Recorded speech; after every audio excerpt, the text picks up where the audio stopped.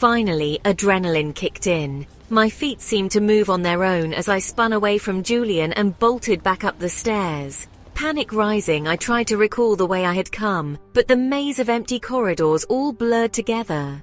I glanced over my shoulder but never saw or heard anyone following me. I pushed on, desperation fueling me as my steps thudded in the emptiness around me. I had no idea how long I'd been running. It could have been minutes or it could have been hours for all I knew. My lungs burned. Each gasp of air was a victory, a desperate attempt to keep moving forward. When I spotted the large door I had entered when I had first arrived in this terrible place, I could almost have let out a scream of joy. I pushed it open, greedily gasping in the fresh air. The night air was cold, but my body was on fire, every muscle screaming in protest. I stood, catching my breath. The shadows seemed to stretch and twist, playing tricks on my mind. Every sound, every rustle of leaves felt like a threat.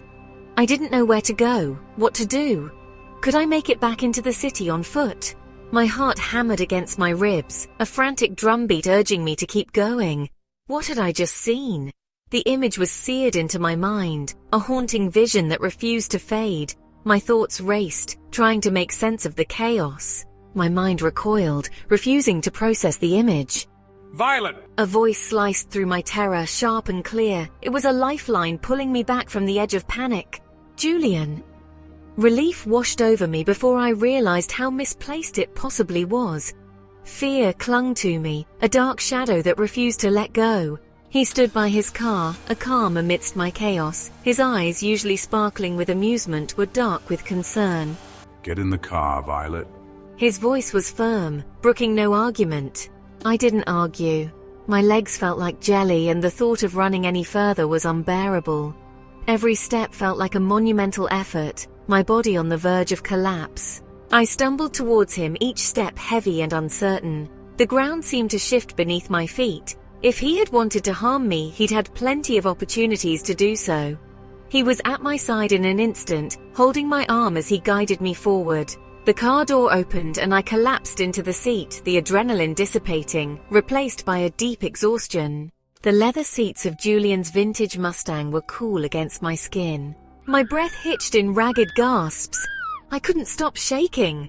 Julian drove in silence, his jaw clenched, his hands gripping the steering wheel tightly. The silence was unnerving, but I couldn't find my voice. It's okay, you're going to be okay, just breathe. Julian finally said, his voice a low rumble. His words did little to soothe the turmoil within me. How could anything ever be okay again? What was that? I finally choked out, the words scraping against my dry throat. Julian hesitated, his gaze flickering to mine before returning to the road.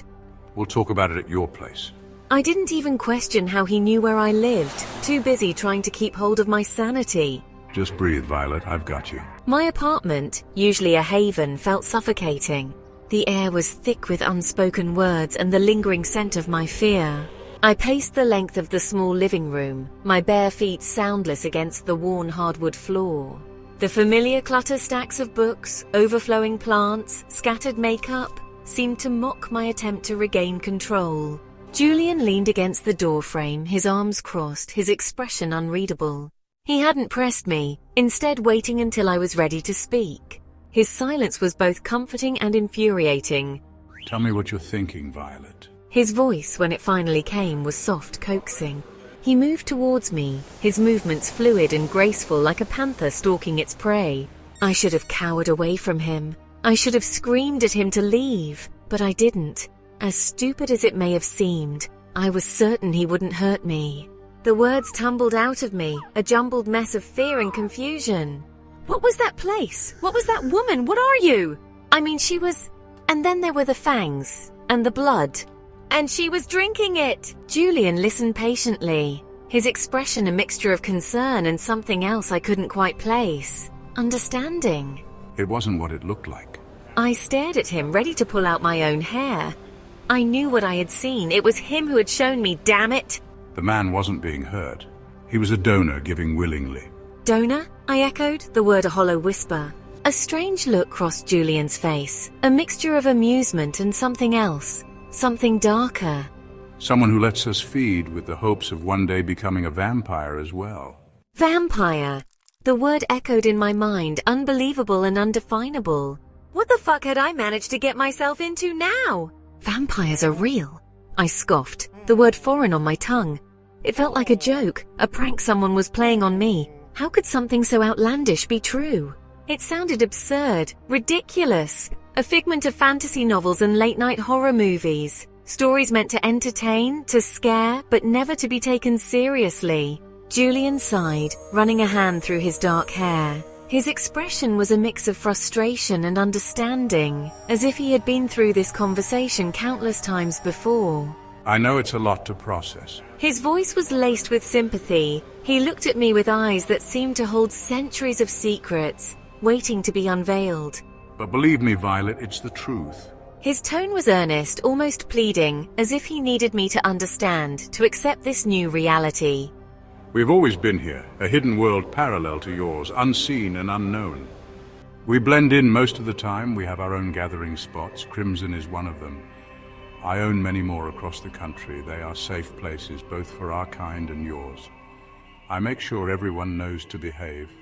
There are those in the know, like the donor you saw today, but we make sure the circle is small. And before you even ask, no, we don't burst into flames in the sunlight. We are a dramatic breed, but not that dramatic. His words, so unbelievable, so fantastical, were spoken with such conviction, such sincerity, that I found myself wanting to believe him. It was as if he was opening a door to a hidden part of reality, one that I had never imagined existed. But a part of me, the rational part, screamed in protest. How could I accept something that defied all logic, all reason? My mind was at war with itself, torn between disbelief and a strange, growing curiosity. Vampires? It was simply too much. Yet as I looked into Julian's eyes, I couldn't help but wonder if maybe, just maybe, there was more to this world than I had ever known. Crimson, I whispered, the name feeling strange on my tongue. It was a place that seemed to exist outside of time, a sanctuary for the enigmatic and the beautiful. It's one of those places. So then, Jenny, Mark, Norm, they're vampires, aren't they? Julian nodded. His eyes held a weight, a burden of knowledge that he had carried for far too long. Every single one of them. The words hung in the air, heavy and undeniable. Suddenly everything made sense. The pieces of the puzzle that had been scattered in my mind began to fit together. Their unnatural beauty. The strange occurrences I had dismissed as my imagination playing tricks. It was all too real, too vivid to ignore any longer. The whispers, the knowing glances, the air of danger that clung to them like a shroud. It was as if the bar itself was alive, breathing secrets and shadows. Why? I asked, my voice barely a whisper. The question echoed in the dimly lit room, a plea for understanding. Why are you telling me all of this? Julian's gaze met mine, his eyes filled with an emotion I couldn't decipher. It was a mix of sorrow, regret, and something else, something deeper. That, Violet, is a question I'm still trying to answer myself. His words lingered, a promise of revelations yet to come, a journey into the unknown that we would have to navigate together. I should let you have your space, give you time to think. I stood in the middle of the living room, thinking how out of place Julian looked in the humble space. I still had so many questions, but my mind was a jumble. I knew he was right. I needed to rest, to let my brain process everything that had happened.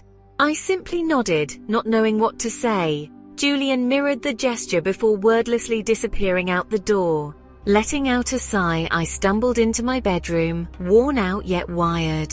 I climbed under the covers, taking comfort in the familiarity of my bed. Vampires, a secret society, and Julian, caught somewhere between worlds. Exhaustion finally claimed me, dragging me down into a restless sleep.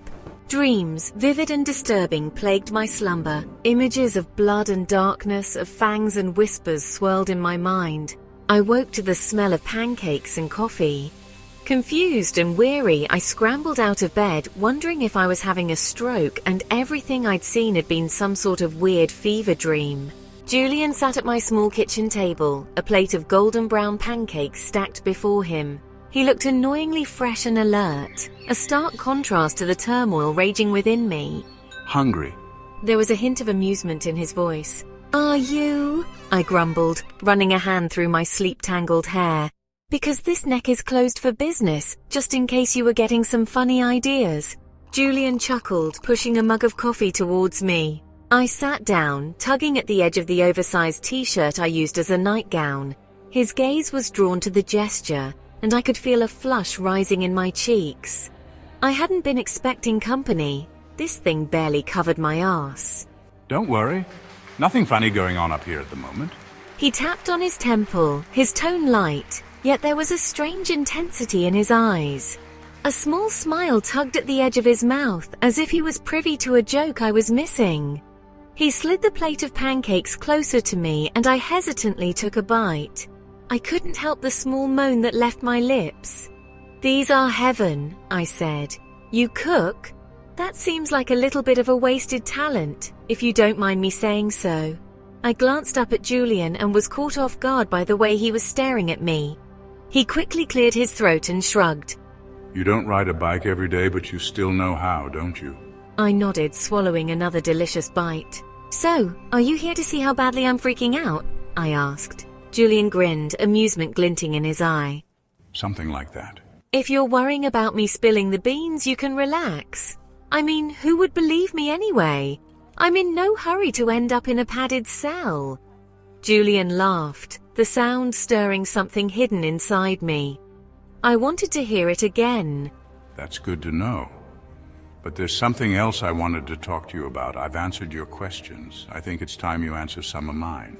I slid the plate of pancakes away, my hunger suddenly gone. What do you mean? I asked, hoping to sound as innocent as possible. I mean, I know the last name you gave Mark when you came into Crimson looking for a job is fake. I know you were living in your car before I approved Mark hiring you. What are you running from, Violet? I swallowed around the lump in my throat. Should I really be surprised that Julian knew all this? Probably not. That didn't mean I was prepared for these questions, though. Why did you approve then? I countered. A weak attempt at changing the subject. A hot mess of a human that didn't even know how to mix a proper drink. Julian frowned, folding his arms in front of him. I know what it means to struggle, but that's beyond the point. Don't think I don't see what you're doing here. You can't answer a question with a question. I met his gaze, my heart starting to pound. Can I? I arched a brow at him. Julian sighed, shaking his head. You are maddening. Been called worse? I shrugged. Fine, I see we're not getting anywhere right now, but... He trailed off, a dangerous glint in his eyes. Don't think you're getting off the hook that easily.